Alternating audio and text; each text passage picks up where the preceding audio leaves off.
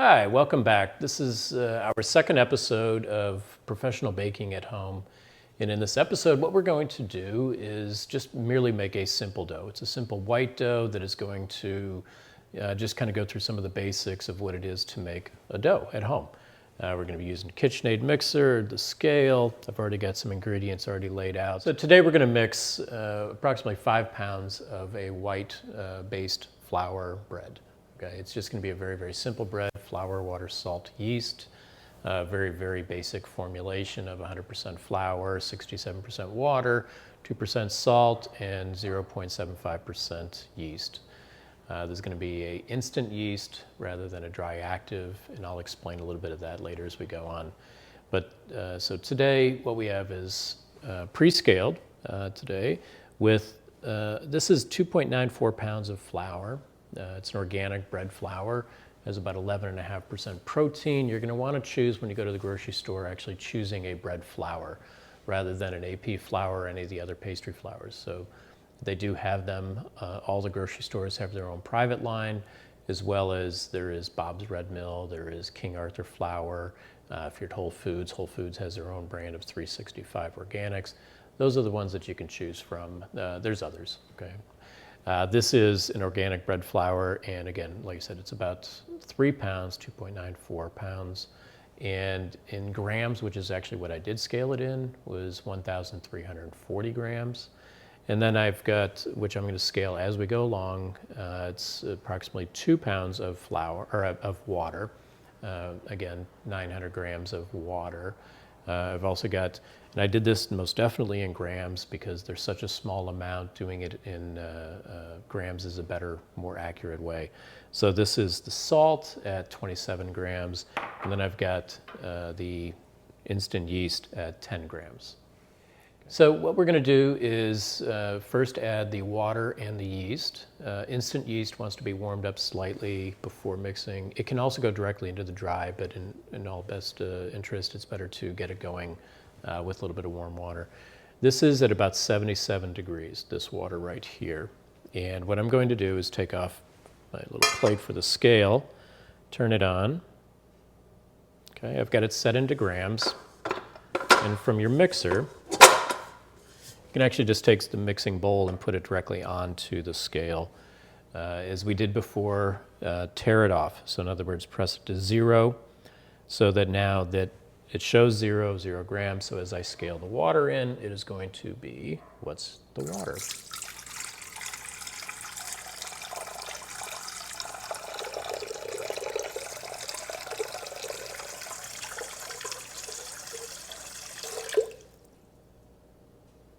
Okay, so we have 900 grams of water in here. I'm going to take the yeast, okay, just kind of dissolve it in here. All right, this was pre-scaled. All right, and if you notice, we did have the yeast and the salt separate from each other because if you scale the yeast and salt together, the salt is going to start to actually dissolve the yeast. Okay, it's going to start to draw the moisture away from it, so you don't want to do that. Always keep your yeast separated when you are scaling, okay? Now we can put this actually off to the side. I don't need my scale because the rest is already pre-measured.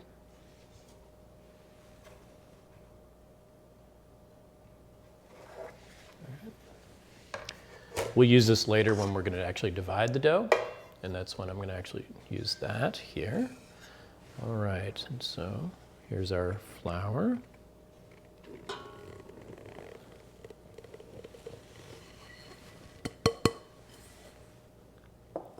And the salt.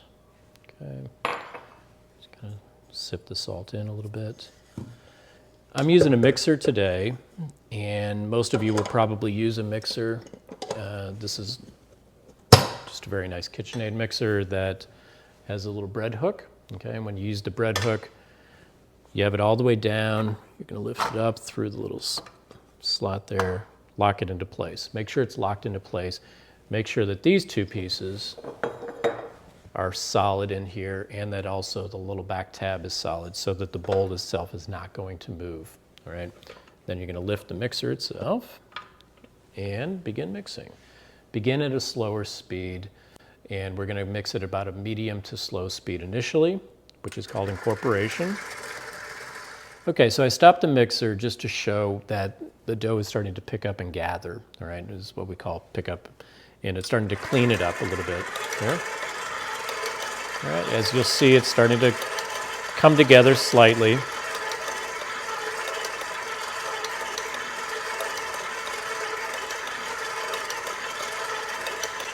Okay, so this has been running about 7 minutes now, and I'm gonna increase the speed to basically what we would call second speed or a high speed. It's gonna run at about 200 RPMs. Okay, so our dough mixed in a much higher speed for about 4 minutes. Okay, so we did about 7 minutes in low speed, approximately 4 minutes in high speed. Now this is, it's just a KitchenAid mixer, and this is at a moderate to higher level of water. So the hydration of this, it's gonna be a little bit of a softer dough than maybe you're used to, but it's gonna make an excellent bread, okay? Better cell structure, better mouthfeel and such. So this is gonna sit in a bulk fermentation. So in other words, it's gonna do its first proofing about an hour and 15 minutes to an hour and a half, depending on the dough temperature. Okay, so what we're gonna do is just kind of lower the bowl. You release the hook, okay, so you lift it up, turn it over, pull it out, all right? And then I'm gonna take it off of the mixer itself. Have a little bit of dusting flour so your hands don't have to be so inundated with the dough. Okay, put this off to the side. And I'm just gonna do a little light sprinkling in the dough. Okay, very, very little.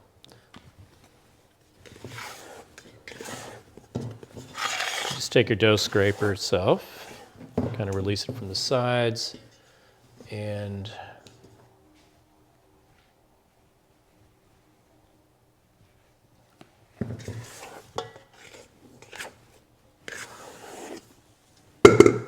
all right. Now you see it's not going to be 100% developed yet, all right? And that was on purpose because we're going to give it a little bit of folding prior to putting in the proofing bowl itself, all right? So this itself is at, like I said, it's about 67% hydration, and we're just going to give it a nice big stretch. Okay. Fold, fold, fold. Okay. As I mentioned in the first video, I used the scraper as my right hand pretty much at all times, because what it's going to allow me to do is be able to pick up a slightly more hydrated dough without there being any deal, right? Okay, so less sticking and such. You don't really have to put a whole lot of flour in here. And we are going to let that sit, as I mentioned, for about an hour and 15 minutes to an hour and a half, right? After you take it out, you check your dough temperature. And what we're after is anywhere from about 73 on the low side to about 77 on the high side. It looks like we're at about 76 degrees. So we're in pretty good shape. Now, as I mentioned, I'm in Florida, so everything here is a little bit warmer. And so everything I do, I have to kind of be thoughtful about the temperatures when I do it. All right, so here we are, ready, and then in about an hour and 15 minutes, we'll start dividing. Well, we've had a chance for the dough to rise that we were able to mix earlier, and it's been about an hour and a half. Okay, the dough temperature, I believe, was 77 degrees, and what it's going to be in the room temperature that I'm in right now is at about the same temperature, so it's perfect. It's actually very, very nice dough, as you can see right here. We're going to divide it right now, and so just a little bit of flour. Doesn't take a whole lot to do this, okay? And a little scraper.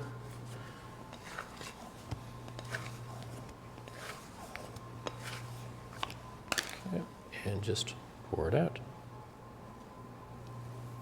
Perfect, all right?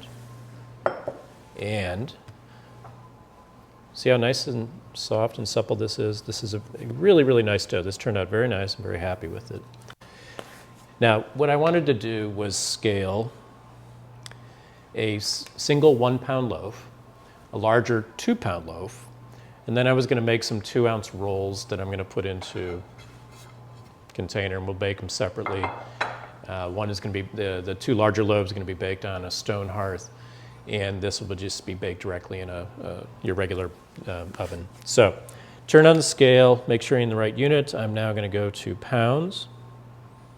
All right, and here we go.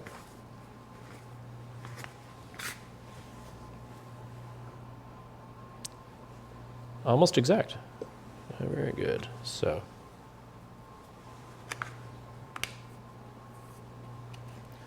all right.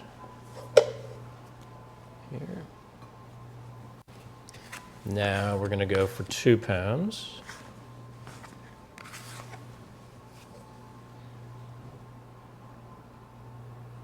Okay, it's 1 pound 12 ounces, so I need about 4 more ounces.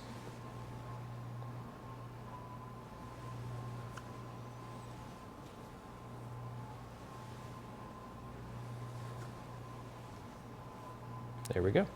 All right, so we got that.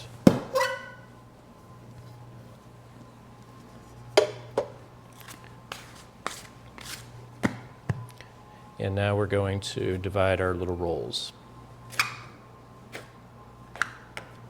If you cut it into like a strip, you'll have a little bit better chance of just kind of cutting the size that you're going to need. So you just cut off at a time, 2 ounces exactly. 2.4, a little bit much.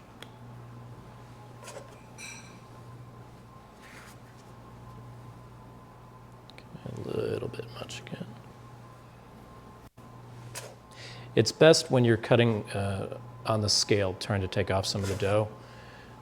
Just for the protection of the scale itself, I wouldn't press down on the scale because they're relatively fragile machines, and so if I keep doing this over and over, it's likely that you're going to kind of wear out your scale faster than you're going to want.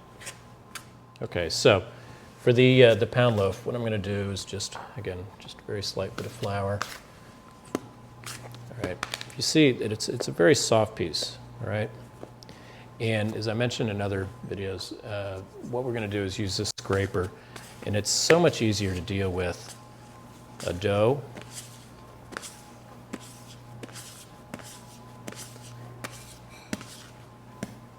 Nice, easy little pre-shape. It's very, very simple. Do the same thing here, and I'm literally just going to pick it up. I turn, twist, turn, okay, and then pick it up. It's so simple to do, right? We just want to give a little rounding, right? We'll come back and round those up a little bit more later.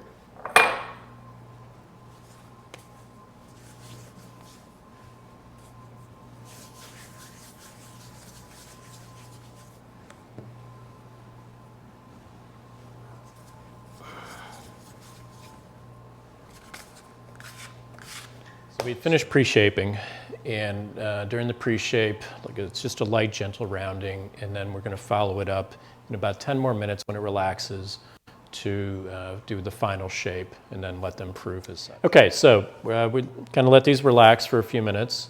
It was about 10 minutes total, and what I'm going to do first of all is I was thinking about just doing some rolls in a little pan and baking these at in a regular oven, and then we're going to shape these just into boules, just into rounds as they are, and have them proof into the banneton here. So just for the rolls, just quickly, all we're going to do again is just take the same things again and just round them up. Okay.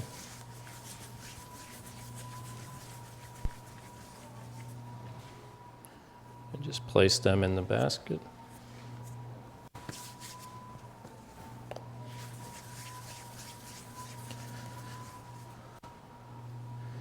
The way to round these by using your 2 hands is you're kind of having it cupped. Your hand is cupped a little bit like this, and it's just coming around the outer edge in a circular motion.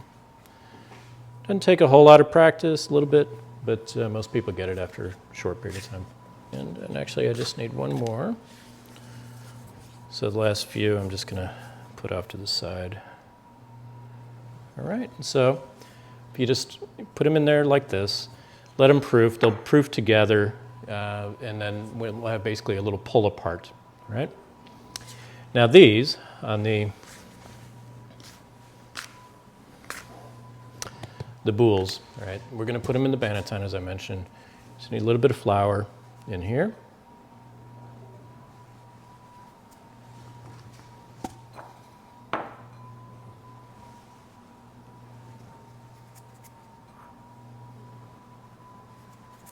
All right, and then this is going to be just taking the larger loaf, all right, just going to kind of fold it into itself, okay, and you're going to gather it, and what you end up using is the table itself to pull it either to yourself or away from yourself. It really doesn't matter, okay, as such, and then you have your loaf, okay? We're going to proof this upside down, okay? And again, same thing for the smaller loaf. You're just going to bring it in, kind of gather it, okay? You can do the entire thing with a scraper if you really want to. And you have a nice shaped loaf. That's it. So what we will do is keep these covered.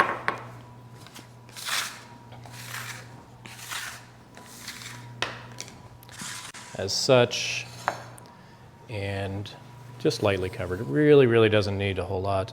Again, being in Florida, we have a lot of humidity, so it's not much. If you're in a drier climate, most definitely it has to be covered.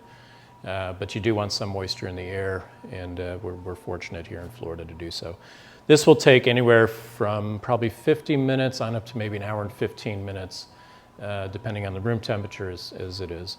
Well, okay. We've been able to let our bread proof, and it's been about an hour and 20 minutes now. And if we look, our bread is actually in very good shape, as you see. To test on proof, it's a very light touch, and if the bread slightly expands back, okay, with a light touch from your finger, that means it's proofed. And we're in very good shape right now. Quite happy with it. The rolls, as I mentioned, would proof together, and so we're going to bake these in our top deck here, and then these will be baked on the stone hearth. Now for the oven, we are going to use I've got cast iron skillet that's up top here that is holding these lava rocks. Okay, we got these at the hardware store, and what that's going to do is really hold heat. And when I load the bread, I'm going to put these ice cubes on top of that, and then it's just going to create a tremendous amount of steam inside the oven, so you're going to get a nice crust and color formation on there. All right, so what we're going to do to load these is I'm going to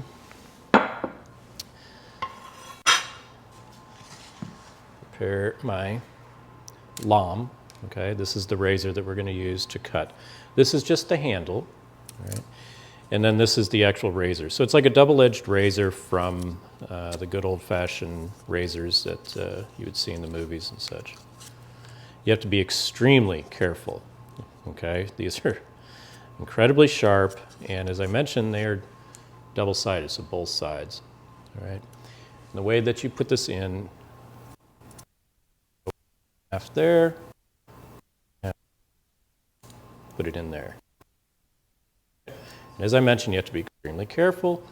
It is slightly curved right now, so when we score, it's going to give it a little bit of an angle, and then when it opens up, it's going to have kind of that what we call an ear, and it's going to look very nice. All right, so we have that to the side. Always know where that is, okay? All right, I'm going to, on the rolls, I'm actually just going to give it a little dusting on the top, okay? And then these are going to go in the top deck, just as is, all right?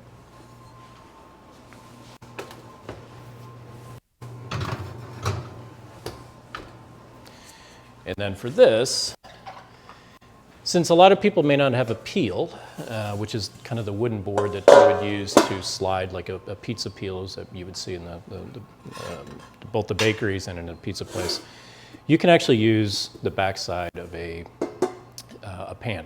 Okay, it's not that hard to do, and so a little bit of dusting flour here, a little bit of dusting flour there, so that it slides off. But you don't really need a whole lot. All right. Got this little guy, just very gently flip it over. Okay. And this big one I'm going to do right after I load this. All right. So when I'm scoring this, it's going to be not a very, very deep cut, but it's also not going to be extremely shallow. And I'm going to do just kind of a little crescent cut like this. Okay? Just like that. Bring this over here. Load it. We have to move a little bit quicker now because I need to get that steam in there. So, a little bit of the flour here. And then here, let's see, what should I do? All right.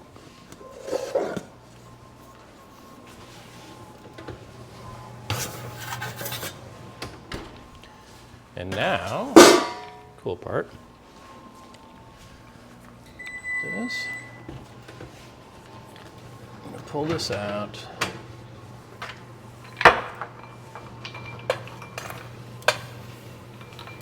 And the reason I'm using the ice cubes is that it's going to kind of slowly create steam. So over the first several minutes, it's going to start to fill up the oven with steam. All right, our bread has had a chance to bake, and it's been about 35 minutes or so. So we're going to pull out the rolls now. And they look quite nice. I'm pretty pleased with them. All right, as you can see. All right, and then the loaves are also done, and I don't really have a pizza peel right now, so what I'm going to do is just take it out like this. Okay. Well, we've finished up here, and I can't wait for these to cool off. They turned out quite nice crust, nice color, and when they do cool down, I can't wait to have a chance to eat some. On our next episode, I'm going to get into a little bit more advanced. This was a very basic thing. This was simply what we call a straight dough. But coming into the next video, what I want to do is create a pre-ferment called a poolish. We'll go through some of the process of what that is, why it is a benefit to the breads, and then we're going to make baguettes. We're going to make the true traditional baguettes, and I think you'll enjoy that. So if you would please follow us on the next episode, our third. And you can follow us at, you can subscribe to this channel first of all, and then you can also follow us at kingdombread-tampa.com. All right, thank you.